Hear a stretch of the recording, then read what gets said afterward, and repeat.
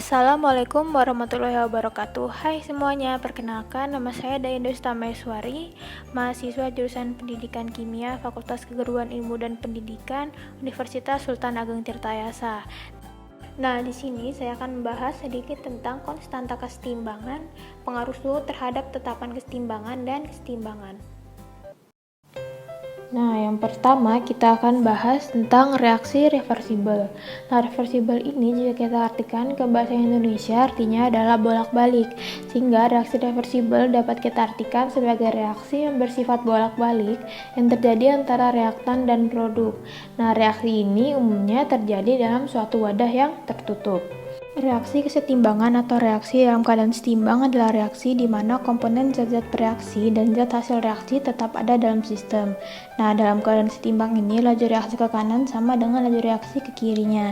Nah, contohnya ini ada dalam pembentukan senyawa NH3, yang mana pada reaktannya ini menggunakan unsur N2 ditambahkan dengan 3H2 yang akan menghasilkan senyawa 2NH3.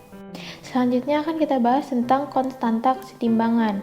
Nah, konstanta kesetimbangan dapat dinyatakan sebagai rasio dari perkalian konsentrasi reaktan-reaktan dibagi dengan perkalian konsentrasi masing-masing substansi yang kemudian dipangkatkan dengan koefisien stoikiometri dari persamaan reaksi setara. Nah, maka rumus tetapan kesetimbangan yang kita dapatkan dari reaksi umumnya yaitu K sama dengan konsentrasi C dipangkatkan dengan koefisiennya dikali dengan konsentrasi D dipangkatkan dengan koefisiennya dibagi dengan konsentrasi A dipangkatkan dengan koefisiennya dikali dengan konsentrasi B dipangkatkan dengan koefisiennya, yang mana yang terletak di atas itu atau pembilang itu merupakan produknya, yang berada di penyebutnya itu merupakan reaktannya. Nah, konstanta kesetimbangan ini terjadi karena konsentrasi reaktan dan produk tidak berubah dan laju reaksi ke kanan sama dengan laju reaksinya yang ke kiri. Nah, jika menghitung konstanta keseimbangan, reaksi homogen dapat ditulis Kc. Jika menghitung konsentrasi reaksi homogen dalam fasa gas, dapat ditulis Kp. Hubungan antara Kp dan Kc adalah Kp sama dengan Kc dikalikan R dikali T pangkatkan delta N, yang mana delta N itu merupakan selisih koefisien produk dengan reaktan, R merupakan tetapan Avogadro, dan T ini merupakan suhu dalam Kelvin. Nah, hubungan Kp dan Kc dalam rumus ini dapat dinyatakan dari mana? Nah, dari jika nilai delta N ini lebih besar daripada 0, maka nilai Kp ini akan lebih besar daripada Kc. Nah, jika delta N-nya lebih kecil daripada 0, nilai Kp-nya ini akan lebih kecil daripada Kc.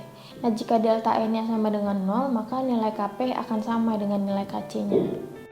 Nah, konsentrasi gas dapat dinyatakan dalam berbagai satuan yang mana dapat dinyatakan dalam berbagai bentuk juga, maka rumusnya juga dalam berbagai bentuk dan berbeda-beda. Nah, yang mana keterangannya ini Kc dan Kx ini merupakan konstanta kesetimbangan apabila konsentrasi dinyatakan dalam fraksi mol dan mol desimeter pangkat min 3. P merupakan tekanan total sistem, yang mana tidak termasuk gas inert.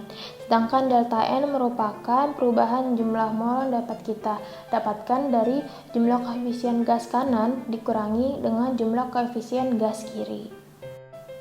Nah, selanjutnya kita akan bahas tentang hukum kesetimbangan. Nah, hukum kesetimbangan ini berbunyi hasil kali konsentrasi zat-zat di sebelah kanan yang dipangkatkan dengan koefisiennya dan dibagi dengan hasil kali konsentrasi zat-zat di sebelah kiri yang dipangkatkan dengan koefisiennya memiliki harga tertentu pada suhu tetap. Nah, hukum kesetimbangan ini dinyatakan menurut Goldberg dan Witch. Nah, dari rumus kesetimbangan yang kita dapatkan dari reaksi umumnya, maka keseimbangan ini dapat dinyatakan K lebih besar daripada 1 akan menghasilkan reaksi yang bergeser ke kanan, yang berarti produk akan bertambah. Sedangkan K lebih kecil daripada 1, reaksi akan bergeser ke kiri, yang mana reaktannya akan bertambah. Selanjutnya akan kita bahas tentang tetapan kesetimbangan Kc dan Kp. Nah, untuk tetapan kesetimbangan Kc ini berdasarkan konsentrasi zat yang berlaku untuk zat memiliki fasa larutan atau akuos dan gas. Sedangkan tetapan keseimbangan Kp ini berdasarkan tekanan parsial yang berlaku untuk zat yang memiliki fasa gas. Nah, tekanan parsial ini dapat diartikan sebagai tekanan yang diberikan komponen penyusun gas dalam suatu campuran. Selanjutnya akan kita bahas tentang pengaruh suhu pada kesetimbangan. Nah, pengaruh suhu ini dapat dinyatakan dari persamaan Van Hoff, yang mana untuk reaksi eksoterm delta H-nya adalah negatif, maka K turun dengan kenaikan suhu. Sedangkan untuk reaksi endoterm, delta H-nya adalah positif, maka K akan meningkat dengan kenaikan suhu. Umumnya, tetapan kesetimbangan suatu reaksi bergantung pada suhunya. Nah, dapat kita lihat dari contoh nilai Kp untuk reaksi oksidasi belerang oksida diperlihatkan pada tabel di bawah ini, yang mana seiring berjalannya naik dengan perkalian suhu dikalikan dengan kesetimbangan, nilai Kp-nya akan menurun. Selanjutnya akan kita bahas tentang kesetimbangan kimia. Kesetimbangan ini adalah keadaan di mana tidak ada perubahan yang terlihat seiring berjalannya waktu. Sedangkan kesetimbangan dinamis adalah keadaan di mana dua proses yang berlawanan terjadi dengan laju yang sama. Nah, kesetimbangan kimia ini terjadi pada reaksi kimia yang reversibel, yang akan terjadi bila laju reaksinya maju dan balik itu sama, dan konsentrasi reaktan dan produknya tetap konstan. Selanjutnya akan kita bahas tentang pendugaan reaksi. Nah, tidak mudah mempertahankan sistem kesetimbangan pada keadaan standar. Banyak reaksi-reaksi yang tidak berada pada keadaan standar. Maka untuk keadaan yang demikian, reaksi tidak dapat diprediksi hanya dengan nilai delta G-nya ini sendiri, melainkan harus menggunakan energi Gibbs aktual.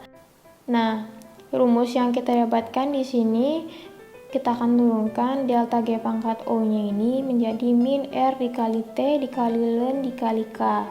Nah, yang mana nanti hasilnya jika Q lebih kecil daripada K dan delta G-nya ini lebih kecil daripada 0, arah reaksi akan bergerak ke kanan.